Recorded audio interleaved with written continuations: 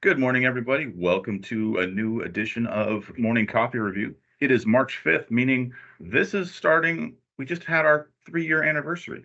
So last Saturday I marked our forgot. 3-year Wow. anniversary. And we're here to talk about all sorts of things Bluebeam today. But before we do, little reintroduction. I see some new names in the chat. So hi, everybody. I'm Jason Artley, Bluebeam certified instructor over here at ATG. And I do a whole bunch of different things for the company, but Michael and I have been on this journey for, like I said, over 3 years now, just doing all sorts of things. And we'll talk about that a little bit more. So how are you doing Okay. today, Michael? Doing great. Excited. I can't believe it's been 3 years. I didn't really remember until you said that. It's been a journey, and we wouldn't be here for all of you that are tuning in today, and for all of you that have stayed with us for the 3 years. Thank you for making this what it is today. And, the whole purpose of this was to give back to the community and allowing you all to ask us any questions and build a community around Bluebeam. Because Jason and I aren't the smartest bulbs on the tree. I guess that's pretty much the saying. But we're here to bring everyone together and get questions answered, right? What is happening, what workflows are you doing, and what updates are coming around from the Bluebeam end. And then also kind of pushing the envelope on other solutions that are comparable and just what we use in the AEC industry.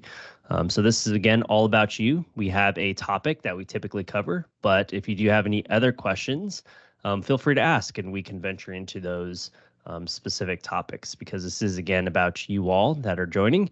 And if we can't answer it, we have longtime listeners and people that are great at review as well. Feel free to ask them any questions as well. Yeah. So today our topic is going to be more like civil site flow design stuff. There's been some talk about, I wouldn't say competing, but other products in the AEC space that can be used. And one of them came up last night, or not last night, but last week. Like, what do we have? What's out there that works like this software? Because the software is going away and it's no longer accessible. How am I going to get around not having it? And I started thinking about it. I'm like, Bluebeam can do that. So we're going to go in and show how Bluebeam does that. And then, of course, I see a couple names in here that are very familiar with the civil sites thing. So if you guys want to last minute, help us out or ask some questions, I might call on you later. But we're going to go through some things. And as always, if you've got a specific question about anything related to Bluebeam, so if we're talking about civil site design and you've got a question about stamps, like just ask it and we will pivot accordingly. So there we go. Before we jump in, though, are there any updates that we can announce? Yeah. So two things that I was thinking about this morning that I wanted to mention. So for the past couple of weeks, I've been mentioning that level up promotion, where if you've got an old version of non-maintained software, so that goes all the way back to push button, review 15, review 12, whatever. If you've got an old version that you never paid maintenance on, that is worth, it's like a coupon essentially for 40% off the first year subscription of any of the new review 21, right? That promotion, I've been saying, ends March 15th, but Bluebeam extended that to the end of the month. So you have till the rest of March to get that deal done. Meaning that quote, everything has to be done and complete by the end of the month. But seriously, Bluebeam's been saying, like, this might be the last promotion that they're going to do. So it's worth looking around your office. If you've got an old disc of review 12, you can do what you can do. Yes, there have been some review about, or some updates about Bluebeam review for iPad, and we can't talk about them yet. Yeah, But there's been we will be like doing some background stuff. update in general of it. I think we talked Mhm. about it that one time when we went in there, like what you can do now. But like Jason was saying, there's going to be other things that are going to be added later on. Yep. So I think later on this month we're going to do iPad versus Bluebeam Cloud app shootout. So we're going to be covering some more things there. But as far as the longevity of such a product, it's pretty easy to figure out where the writing's going to be. But we'll see how that goes. Right. Yeah. Additionally, I wanted to mention there are some big changes from Autodesk that have been announced last week. Ooh, So if that's a you good are in one. charge of Autodesk licensing, at your firm, keep your eyes and ears peeled, right? Because Autodesk is sending you information, your reseller is sending you information. There's some big changes there that you need to take action on really quick. So if you're not sure what I'm talking about, reach out to your reseller and say, hey, fill me in on this. Let's get ready, because there's going to be some hiccups potentially that could be easily avoided if we take action. So just keeping you in mind, if you are in charge of your Autodesk licensing, be aware of that. Or if you know someone, I guess, right? Just again, Yeah. we're here to help all of you in this endeavor of AEC. So we also know things about Autodesk and where things are changing there. So again, feel free to ask us. And there are some big changes. So if you want to make whoever is aware of that in your office, feel free to have them reach out to us. We can explain it. Just so you're aware, right? We want everyone, we're transparent here. Jason and I are very transparent. And so is ATG, right? So if you need any help navigating it, your current provider is not helping you or having that conversation, just be aware that we're here to help. Right, exactly. So we can always talk about more about that when the time comes. But for the meantime, we'll go ahead and dive in today and start playing with some things inside of Revu. And David, I just might tag you in here in about 5-10 minutes. So I'll give you the warning there. So first, let me fire up Revu, and then that will make sharing my screen a little easier, right? Mm-hmm. So it's a beautiful morning here in Little Rock, Arkansas. I'm at our headquarters currently, and had a nice walk over here. It was quite nice. I'm getting itchy for good weather, that's for sure. It's always scary for us because here in Arizona, as it starts to get good weather, the heat's going to start coming. So it's kind of one of those things where you enjoy the quick turn of spring events before summer. Right. It gets it teases you a little bit. It does. All right. So I scary. created a very basic civil layout. This is one of the tutorial files that comes with Civil 3D. But I wanted to show this one because there was a product called M Color. Has anybody heard of that one, M Color? Essentially what it does is it allows people to shade in lots and do different things using an AutoCAD based file. And this program's very, very old. I think the last version of it has been released, but this is where a couple clients were like, hey, what am I going to do? How do I live without this? And then my first instinct was like, well, just use hatch patterns in AutoCAD. I'm guessing this program came out when hatch patterns were a little buggier, and maybe people didn't know how to use them right. And then we started doing 3D, and then hatches really got weird. So it was all about avoiding hatch patterns in AutoCAD to shade things in. So I started thinking, well, if I printed out this subdivision, we can use tools in Revu to hatch the lots to make an exhibit. So let's say we wanted to make an exhibit to show different lot types or different, pad types or whatever, or start to figure out how we wanted to offset lines for setback lines. I figured this would be a good little test project for that. So first, let's talk about lot shading. If I wanted to make an exhibit of this to have different color lots where I can say, duplex style house or 3-story, 2-story, whatever, we can do that. So my immediate thought was using dynamic fill. I love dynamic fill. It's a great tool, but that's not accessible to everybody, right? Dynamic fill is only in the complete version of Revu 21. So I'll go ahead and I'll demonstrate that, and then I'll show you the other way. Since this is a pretty simple subdivision, it would work well to do the normal way, but since it's got curves, it's going to be tricky to do it the normal way, right? So dynamic fill. You can come up to tools and measure and go to dynamic fill, or you can use the hotkey J and that will pull that up. So I'm going to go to dynamic fill, and it takes it a couple seconds to figure out what's going on here. And then if you haven't used this before, it's really kind of handy. I've got some tools here where I can fill in. I've got some things where I can clear it. I've got some settings where I've got different boundary sizes, and this is all default stuff for now. I'm just going to leave that as is. I will crank up the speed just for the sake of, the recording. But I'll go ahead and put that in there. And then when I apply that, close Yeah, it. Oh, I was gonna ask. it gets me David every just said a time. good thing. Beware of the line widths. Is there something? Did you guys talk about that last week? No. Like how Oh, to? on the Yeah, file? yeah. Like I don't just think we how did. you should be aware of your design sets, and Yes. it's not as I don't know. I guess it just depends on how you're designing in Revit because I wouldn't say it's that paramount because everything's going to be assigned to a specific, system family or just family component family itself or family in general. But maybe Mm-hmm. in AutoCAD things aren't like attached because then Mm-hmm. when you do this feature, I'm not going to give it away right now. I almost did. There might be some issues. So just being aware of design standards, right? Right.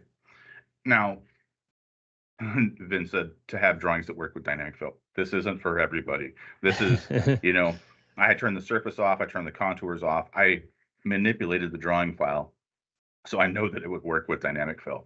But if you've got an opening, if you've got some other issues, it's not going to work as well. But for the purpose of making a subdivision exhibit, it's going to work. It's almost like I tested it or something. Now I just jinxed it for sure. So what I want to do is I want to use dynamic fill to create a polygon markup around the whole lot. And then I'm going to change the settings to make it fill in.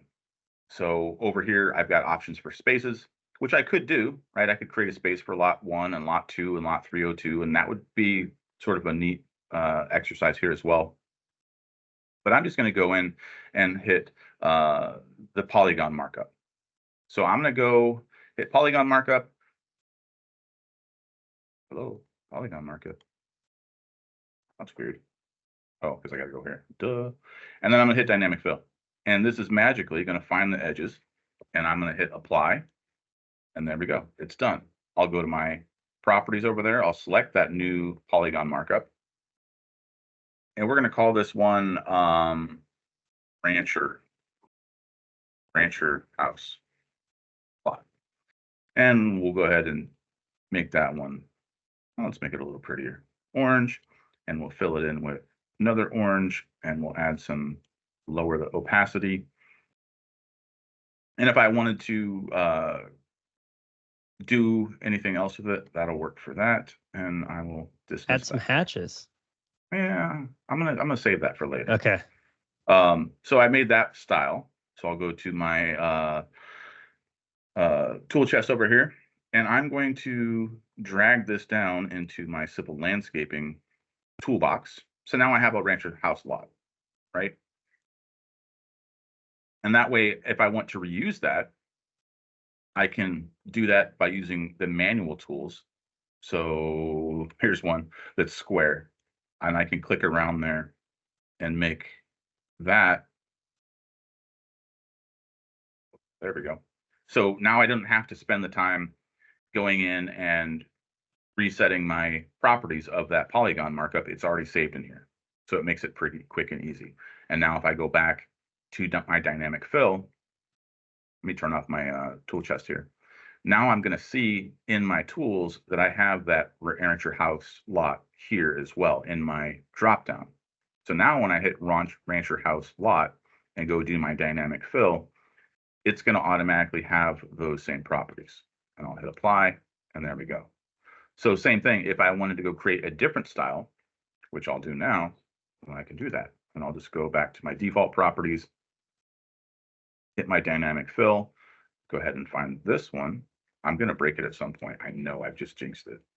Hmm. So this one So will give a hatch. Go ahead, Michael. yeah, this is really good for those angles, but again, there's been some comments about line work. This is an excellent set sent to you or however Mm, you exported it. This is when it comes back to the design team and being hyper aware that you are at the upstream of the workflow for our industry hmm. and be aware that there's a lot of downstream use for your PDFs. So just make good quality PDFs, I guess is my comment. Yep, and which that's what we talked about a lot last week. So I had David Cutler on here helping me out. We talked about PDF health and best practices and making sure that we're being good stewards of PDFs. because we might be interacting with them 20 years down the road. And I pulled up a 20-year-old PDF and showed the layers that were in it and showed some of those things. So just making sure that we have proper technique, right? And that we're Yep. thinking about the future now that we're all in this magical digital design world. So I'll come over here, going back. I created a townhouse style lot because I'm not creative when it comes to different styles and names, and save that. So same thing. Now, if I want to go create another townhouse lot, I already have that saved. I can just hit my dynamic fill and quickly take care of that, and it's ready to go. All right, so I can continue rinse and repeat around the whole lot to create that exhibit. Now, I used a very basic style here. There are different line widths that you can do and different hatches that you can do, and you can create custom hatch patterns, which we'll probably cover here in just a minute. But there's a lot of different options to make this work as that M color exhibit, or add, I've seen other people use like Photoshop if you really want to get crazy. But for basic, quick exhibit stuff, Bluebeam Review works really well for this. Now, there's a caveat, a big fat caveat with using dynamic fill, especially if it's not in an exhibit space, right? And that is, and I'm going to zoom way in here, it's not perfect. It looks good from here, right? And it would look good printed out, but when you get in here, it's going to be a little not so great, right? So I'm going to turn off my line weights, and you'll see what I mean.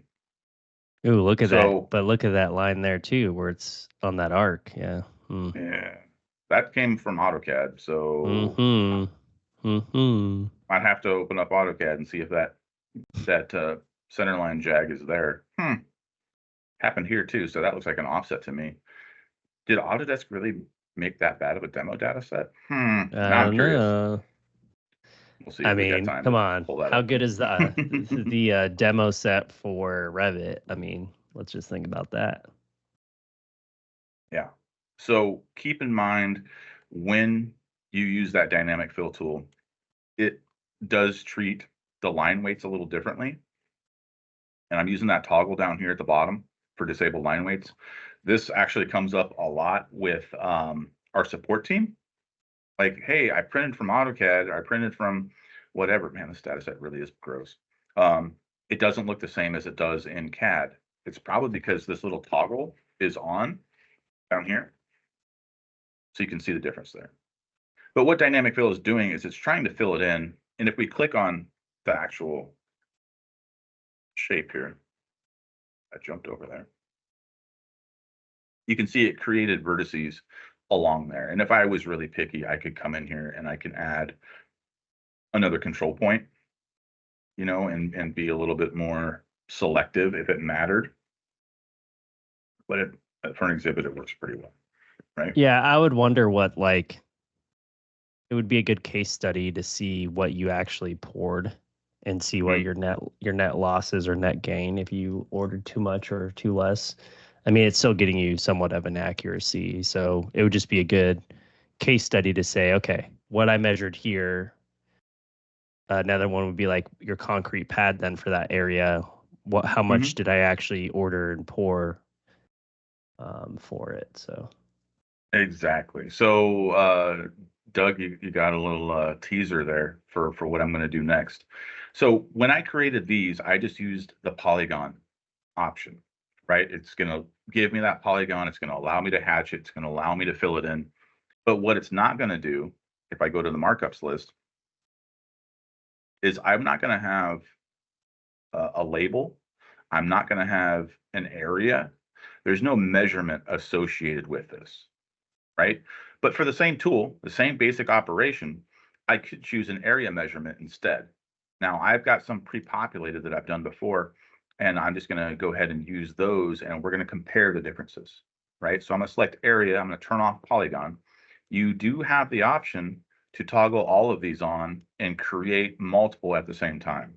Be careful with this. I'm going to just turn on area, and I'm going to pre-select my native grasses one. And we're going to see the difference here, right? So I'll just come over here and fill this guy in. I'm curious because one of these lots is not going to work. I know it. Um, and oh, I didn't set a scale. We'll just say it's 20. There we go.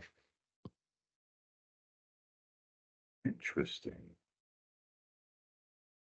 Oh, because I didn't create a column for native grasses in here. But now that I'll have to go back and explain that. But I can go in here and I have a label where I can say maybe that's not landscaping, maybe that is a duplex. Now I have a label that I can make this exhibit be even more meaningful, especially if I was doing something like this. I probably would have want to show lot square footage, right? So it's the same operation, except instead of using poly length or polygon and filling it in, I used area and filled it in. Pre-populated, it works a little better. So if you're wondering like, well, maybe I made this polygon and it looks pretty, and I'm going to go come in here with a piece of text and put that in there, you don't have to do that. Use the area instead. Even if you don't care about the area, you can turn that off, right? Can You can go we edit and turn off that area caption. can we do sidewalk pad right where that thing jogs and see what if it spills out of the jog This one? of nope, second one in of the like what would be your sidewalk walking around this cul-de-sac? So yeah, There would be one over here somewhere, I would well imagine, because this is well our right let's of way. okay, and then what's that? Your hand on? This would be the center line of the road. Oh, well, let's just do it in the center line of the road then. Let's just say the road Or I would at say this is the scale. bike path. This is coming in. Well, I want to see if it jogs out. So let's just see your second radius in. Oh, if it Let's can do just say this that's whole the loop. sidewalk. Yeah. Let's just say that's the sidewalk. And then the second one in is the road, right? That's what I'm envisioning. We'll do that the other way. We'll call Okay. this one because this one will be open all the way to here. So we just want to see if it'll do this inner ring. Yeah. All right. We're trying to challenge our little friend here. So let's go with well, ideally I'd have one set up for concrete. And we'll just call it this one for now. Okay. Actually, no, you know what? Let's go make a hatch pattern. Let's go test this. Right? So I'm just going to go over and create a simple hatch pattern. This time I'm going to do it off to the side. I'm going to create an area. Well, let's do volume because we'll probably want the Ooh, volume of it. Yeah. volume. There we go. Well, I could still do it. So volume. I'm going to do that. And now we'll go to properties and configure this. So this is going to be bike path. Right? And we'll call that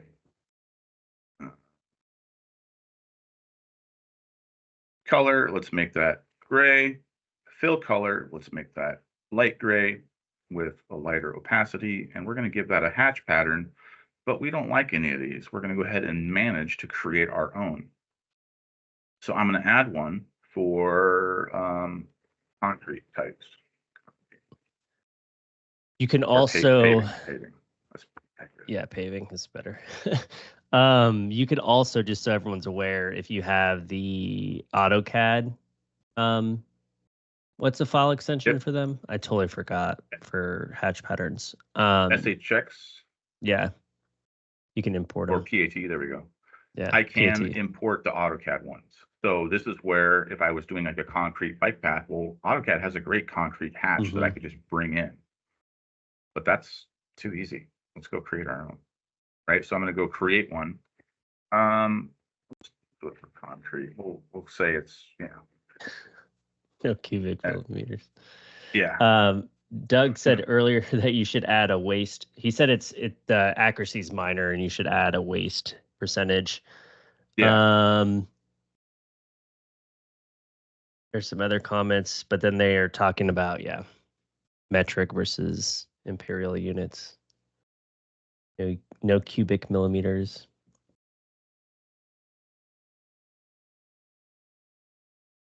I'm gonna add some. And then David said change it to cubic yards when you're done. Okay. I'm just adding some dots in here and some triangles. It's not perfect, but it'll work. for concrete. I did have it on snap to grid. If I turn that off, it would allow me to better little freestyle my dots in here. Like that. So cool. Just a basic little hatch pattern. We're going to call it concrete here, and I'll hit OK. Now, when I go in and hatch, I'm going to see this concrete option, and notice since I gave it that that label or that subject, it's set up in here. So standard, and then in my paving set, I have a concrete one, and that hatch looks amazing. Good job. Not too shabby. All right, so let's go ahead and dismiss that. Now that I've created it, of course, I can go save that into my tool chest, right? Since I created that volume here. Actually, let's configure that volume again because I didn't give it a depth. To be under measurement. There we go.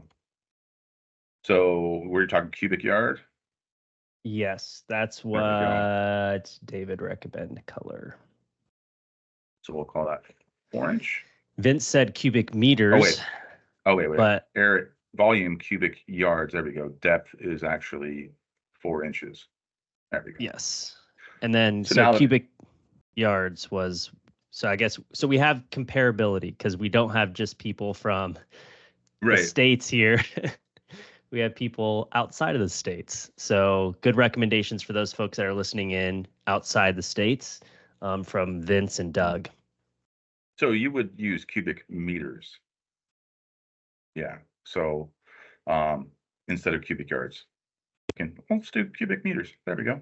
So we got cubic meters set up for that. Now that that's been configured, I can take this recent tool here and drag that down into my civil landscaping, right? And then we're going to see bike path. It's configured as such. So now for the test, can I use dynamic fill? Try to get my window just right here so we can see the action. And I'm going to go ahead and configure this one. So I'm going to do a volume, turn off my area of my bike path. And we're going to do a dynamic fill of this inner loop. Let's see. I'm just going to keep it in one spot. I don't trust my caffeine fueled hand. Look at that. Oh, there we go. So there was an issue. It spilled over after maybe you held too long. Yeah, that could be operator error. I'm not going to apply that. I'll hit close and we'll pull that back up. And the point is to see if there's an issue. So like, where is that issue? Right. So let's see if I try this again. I'll go a little. That's nope. me. That's you. Okay. Okay. Nope. So I wonder why. Doesn't like that. Doesn't like it. Clear. I don't think it'll make a donut. Let's see. That's me. Clear. So what's your sensitivity at? Settings. Fill speed. No, because it'll probably spill over with that. Oh, so I could add a border or a boundary.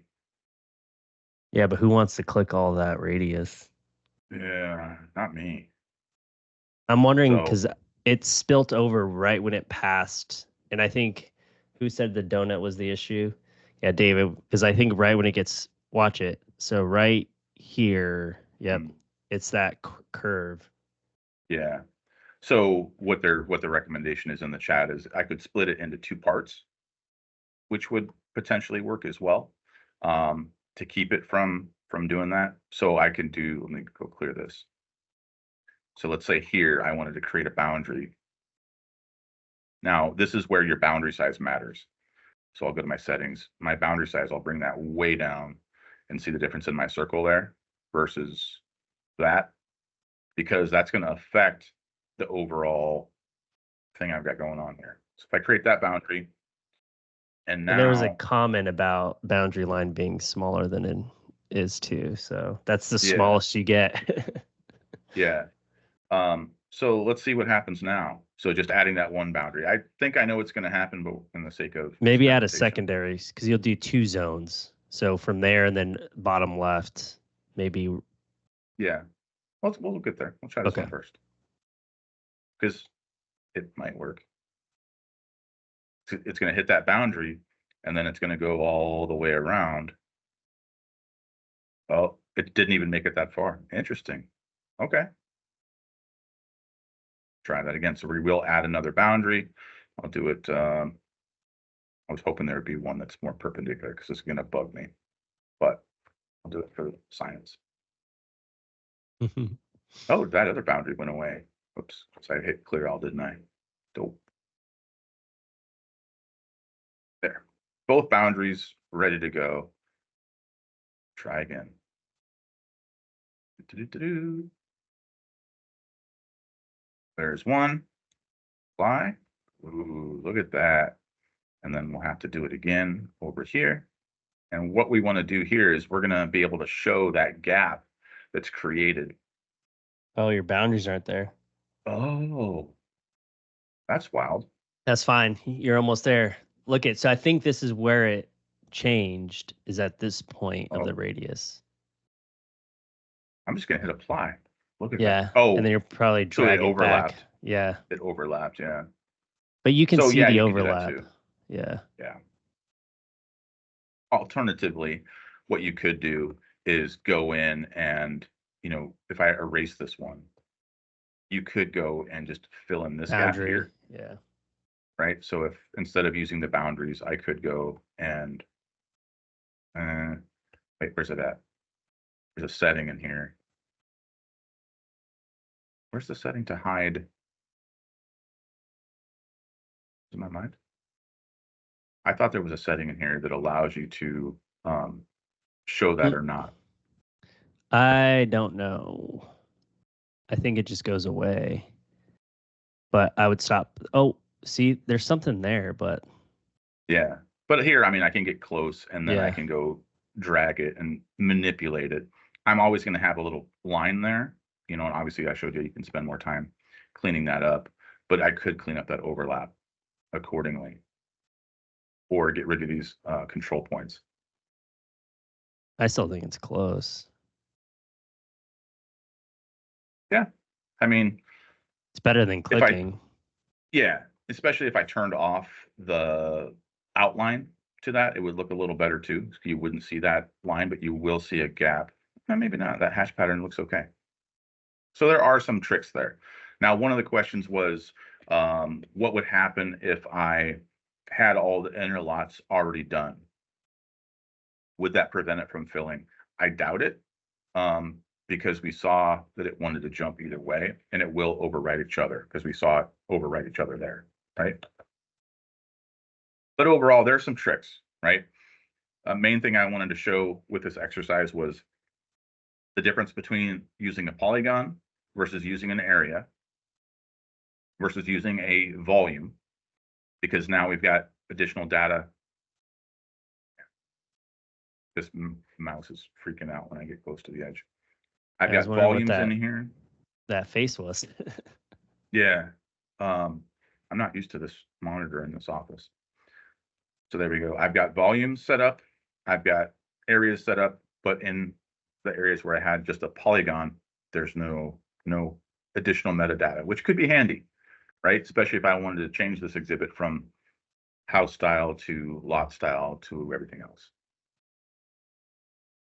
I So really Alex, think and hope in the future mhm, there's an update where you can say this markup is now this markup because you've already taken the time to measure it.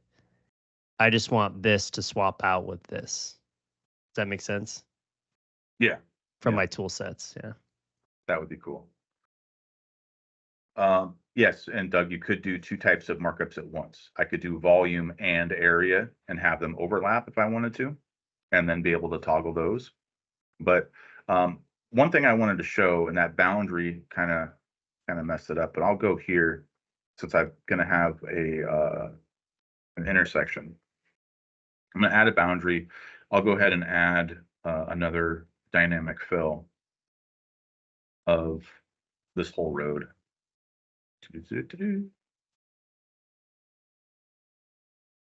I mean, it is kind of fun to watch. It's always hypnotizing. Oh, I stopped short. I'll hit apply.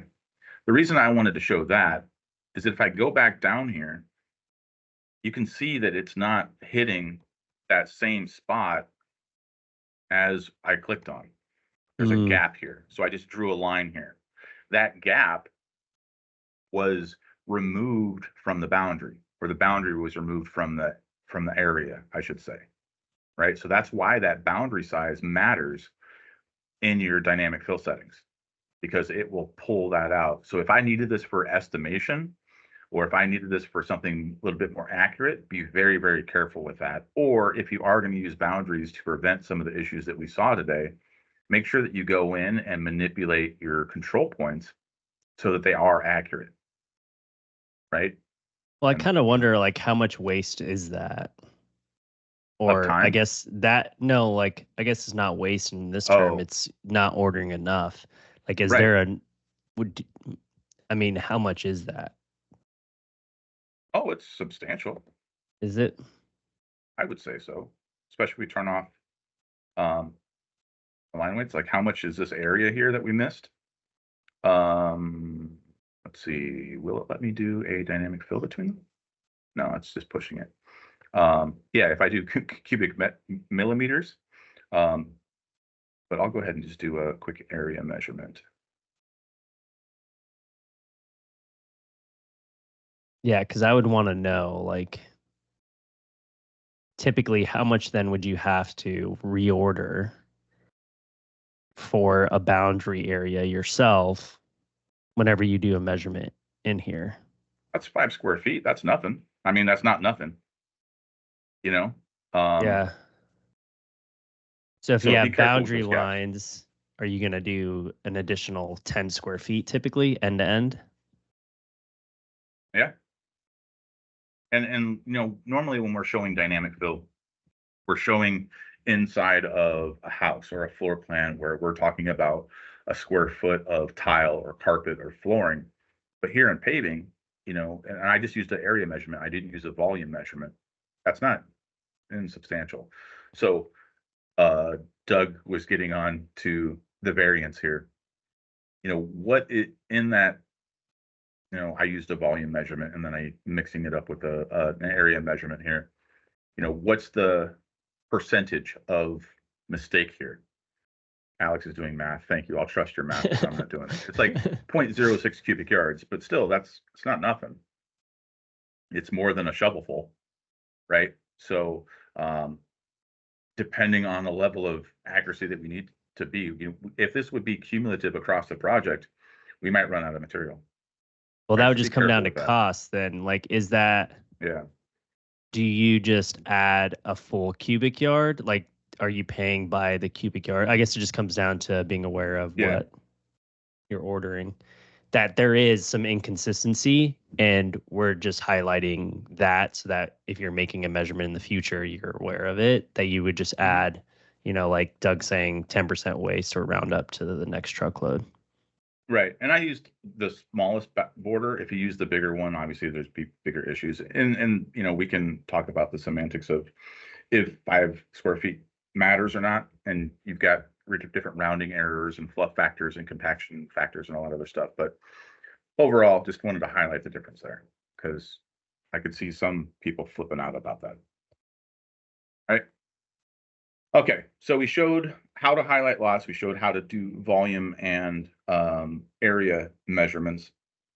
The other civil thing that I wanted to show sort of goes along with what we had talked about a couple of weeks ago with setting up the labels inside the lot.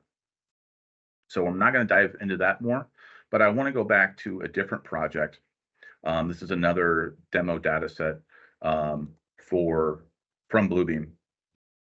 You've seen this one before, probably, um, but it's got some civil parking lot stuff in here that's not great. One of the things I wanted to highlight here was the ability and the importance of setting a scale. Like we talked about this last week with being a good digital steward.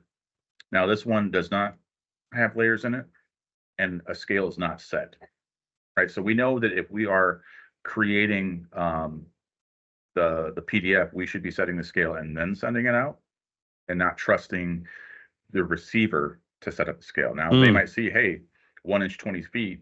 Well, when you print from Civil 3D, when you print from AutoCAD, when you're printing from Revit, Bluebeam usually pops up with your resulting file, right? And it doesn't take that much more time to go in here and make sure that your scale is set properly, and then save the file, and then you can send it, right? So that's where things get a little funky. And see, Dave, you're ahead of me here. I set the whole drawing scale to 1 inch equals 20 feet. Now I'm going to come over here to my measure option and double check, just as you would on a regular scale. Is that correct? Cool. Now, what happens when you have something like this? Well, that's not 20 scale. Now I've got 1 inch equals 4 scale. What do I do in that scenario? Well, that's where we're going to go create another viewport that's going to have a different scale than my main file. This doesn't take a whole lot of time to set up, guys, right? I'm going to go overhead here and select a region, and we'll just say this whole area. I could be a little cleaner with that. That's going to be 1 to 4, which isn't in my list, so I need to go tell it custom, right? Hey, come here. 1 inch equals 4 feet. So 1 inch equals 4 feet in this viewport. That means that as I go in here and I create a measurement now, we can go see if this is actually 3 feet. Don't detail people. How dare you?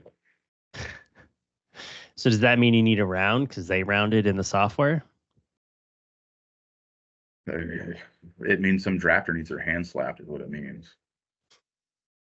That one's right. I call them teachable moments. Teachable moments. Yeah, there you go. That could certainly be it. Closer, but yeah, just rounding. I mean, it happens. Right. This is why, like in Revit, it's the same thing too, right? Where people are they're rounding and they're drawing, like, let's just use a wall as an example, and they're looking at the dimension from there, but it's rounding versus typing in the dimension, because some folks don't use what is it, like 256th scale or precision, and that when they're dragging it, it's rounding and they're not realizing it. And then again, that's the same thing that it compounds over a dimension string is if you're doing that. So this would be the same thing that they rounded maybe, or typed in a wrong dimension, either one. But yep.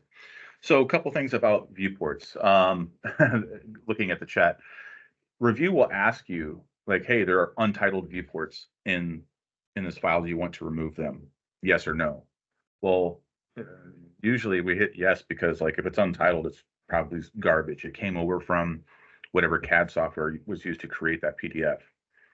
But here, we do have those viewports that we created, and that you can rename them, right? So I could say ladder detail. Now it's a named viewport. It's going to help it make sense. So again, tying on from last week, something like if you have the time to do this, it's worth spending the time to do this, right? Now you have viewports that are named. Exactly, oh, it's a ladder detail. It's 1 inch equals 4 feet. Perfect. And you'll see that up here in the corner. You obviously can't zoom in to read it, but you'll see that there. Now, another thing to mention, going back on what we've got going on in the chat. So the viewport scale is there for this sheet, right? That viewport will disappear when I go to page 3, right? So it's just on that page. And if I hit save, it will be there in future PDFs. Another question, can you create viewports while you are in a session? No, I do not believe you can, because that scale needs to be set prior to uploading to a session. So another thing that we need to think about. Now, also going back on the question here in the chat about The drawing not being to scale because of line thicknesses, right? I was just showing you this functionality in the last drawing that I was in, my layout here, but look what happens here in a different civil drawing. If I turn off the line thicknesses, now I don't trust this drawing completely because it's kind of sloppy, but watch these arrowheads right here when I toggle this off. Well, I guess they were off. But you can see over here too, like, look what's going on. Those line weights are not perfect, right? Are you can tell snapping this to the arrowhead. dimension? Or... Yeah. I don't fully trust it, right? And also, That's weird because it looks like it's a dimension string, and then you look over, but everything else is still bold. So yeah. I'm confused. Also, sloppy drafting again. But, there's going to be spots where if you toggle off your line weights, I guess that's not making as big of a difference there. Where you might have those issues where it might not measure 18 feet, it might be 17.99.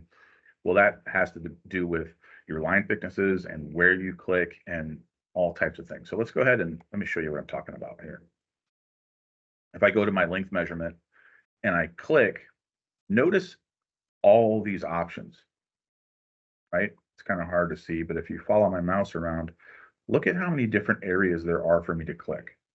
Now, this setting is right here under View, Snap to Content, or Snap to Markup, right?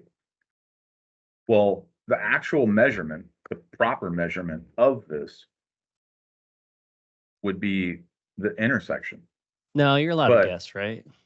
There's no no, accuracy here. right? Let me go back because I lost my grips.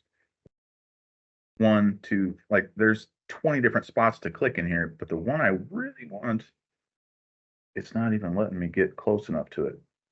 So I don't have the time. I'm sure Vince and David are freaking out right now. There we go. If you hover just right, then you can find the right point. But then again, when I get to the end here, I have more spots too. And it is actually 18 feet. But look how much time that took me to click properly. If I would have rushed that a little quicker and just assumed, okay, boom, boom, boom, I'm going to grab that spot and that spot. It's still giving me that 18 feet, but one of them clearly is not perfect because they're not going to line up. That setting also determined by my precision, right? So if I go to my measurement here, we had that precision set at, because it's at 1, that's why. If I drop that down to 16ths,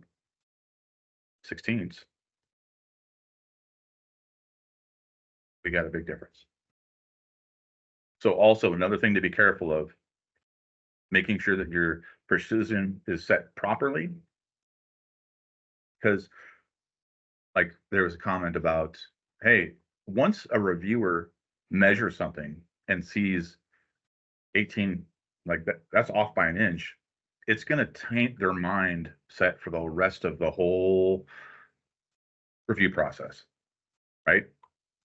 Seeing stuff like that will do the same for me. Oh boy.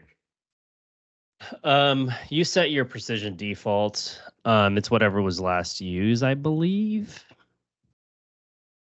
for the measurement, and then whatever measurement you have that you've used, you can set that as the default for it. So like if you have a tool set that has a precision, you can set to it. When you're designing in a design software, you're setting your units for those. And that, again, where it becomes a huge issue where folks are using a rounding of like 1/8 of an inch, rounding for their dimensions or their units within, let's just say, Revit, and they're not typing dimensions in, and they're visually looking as they're dragging something, and it's completely off because it's rounding. Right. So a couple of things in the chat. Can you set it by tool set? I don't know. Let's see. When Doug's in metric, he sets it to 0.1. No need to go much smaller. That's pretty fair. And then Vince was working in a drawing where 5 out of the 6 were perfect. The 6th one was scaled off. So, yeah, it gets pretty wild, y'all. So let's test this. So one of the questions is it set by page? So your scale should be set by page. So if I have 1 inch equals 20 feet at 132, apply this scale. When I go to the next drawing, that scale is not set at all, right? This one is also at 20 scale. If I go set that, it did remember what I did last time. So let's try this. What if I have that set to half, or sorry, quarter? Apply scale. If I go to the next page, this one was already set onto floor plan. And we'll fake it anyway. Oh. So it stayed. Good to know. See if I can find another civil page that wasn't set. There we go. It remembered the quarter. So interesting stuff. You can set scale to all pages through your thumbnails if you like, or quicker view of what files have a scale set if you have that enabled right there. So another little tip. So is it remembering precision, or did I get lucky? Hard to say. Or maybe that was a new update. I don't know if it can be set by default. If there's anything in here. Honestly, I haven't been in here since the new update. Yeah, and you can add scales to more pages. I mean, it's right there on the right. Add scales to more pages on his measurements. Yeah. Boom. So hit that. So and right here you have his pages. Yeah. Yeah. And that also works here, right? If you don't have the measurement panel, if you go set this up, by default, it's going to go to your selected page. But if I wanted to handle all of them at one time, boom, you can do that. Or a couple, if you know your sheets. Yeah. Right. You can't do that in sessions, right? No. And let's talk about why that is again. If Michael and I are working on the same project, but I'm in a different time zone than Michael, and I go in there and I check on all my stuff at 20 scale, and I change the scale, and then he gets in there and he changes the scale, and then he does his thing after I've reviewed it, it's no longer accurate. So scale is one of those things in a session that cannot be changed, because you got to think about sessions as you're not the only one reviewing it at the same time. And you don't want to be manipulating the scales, for one, especially if you're not the creator of said file. Yeah, and you can change the scale for your set ones, but it's only enabling you, which kind of defeats the purpose, right? Like the scale should be set. You shouldn't be changing it just for your markups and what you think is correct. And I think that's kind of the misconception of sessions, and people are trying to hack the system of what it's capable of. Just be aware you're doing that, right? You don't get the benefits of it and what the purpose of it is, which is to review the current set that a team is uploading. That is the purpose of sessions. That current set that the design team needs to review, or anyone needs to review, that whoever is uploading it is saying, this is the set I want everyone to review. That's what it's meant for, at the current state that it was in. Right. Now, Craig asked a question, unless your job is the plan review of other designs. Yeah, you're reviewing somebody else's plan. You're not changing the scale for them, right? You are assuming that whatever they provided you is correct and set up properly. If it was paper, it'd be the same thing. You're not just going to take that paper file, run it through the scanner, and reprint it at a different scale. But you can still, if you're getting a PDF set, you as a reviewer, let's say from a city municipality, can reset the scale for your markups if that is the case, right? It's just your markups that are a new scale, not the existing ones. So that's still a capability. You just go into measurements. It says it gives you a yellow bar. I'm looking at it right now. It says this document in the session has an embedded scale. Any updates to the scale below will apply only to the new measurements you create. Can you share that real quick, and I'll stop sharing so we can see that in action? I'm wearing a white shirt here too. Is it the same shirt? Because that's funny. It's my old house. Yeah. Okay. So anyways. So yeah, that message there, the document in a session. Oh, this document is in a session and has an embedded scale. Yeah. Interesting. So you can't change the scale, but you can change the ones that you set. Yeah. Like you can't, this is only for it's it's Mhm. being very apparent of Yeah. what you're doing. So So I want to highlight what David put in the chat, and it ties into our chat with David last week. If you didn't see that one, make sure you check out the YouTube, because it was really, really exciting.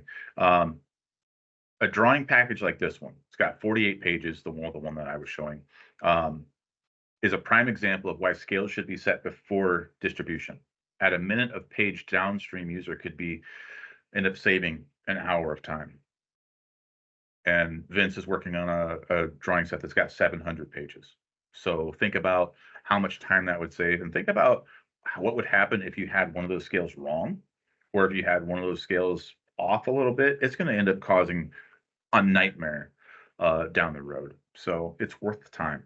If you're ever doing stuff and you're rushing through and you're like, I don't want to be done with this, think about the importance of what it means to make sure that you are spending that time appropriately, so that you are saving somebody down the line and also saving the project. I know it's a little doomsday-ish, yeah. but it's a real thing, right? So I feel like we could turn this into a whole other conversation and dive deeper in that, and maybe we will add it. But this day has already flown by. Next week is going to be interesting. I'm going to be out of the country, so I will not be here. Michael's going to go solo, and he's going to cover a subject Solo. that is going to be pretty exciting. That one will Yes. not be recorded, And it will not. so there will be a gap in the timeline. So, do you want to talk about what you're going to be doing next week? Yeah, so we're going to be going through and giving a high-level overview of creating a custom JavaScript window for your stamps. It will not be recorded, and it will be a high-level overview, but we'll go in and talk about that ability to create it and kind of what I've used along the way to get to that point. It will not be recorded again, just to reiterate. If you want to learn more about that and how you can create your own custom stamp, we are enabling all of you to join during that session only. But if you want us to create the stamp, we can always go through and do that too here at ATG. But I wanted to give back to the community what I learned and some of the options that you can go through and do, right? Because that's what we're here, and that's what MCR is about. Absolutely. So on that note, that wraps up this week. I will see you in 2 weeks. You'll see Michael next Tuesday, as always. And again, thanks for joining us today, and we will see you next time. Thank you all. Hey there, thanks for tuning in. If you like this video, make sure to subscribe and check out some of the other content on our channel.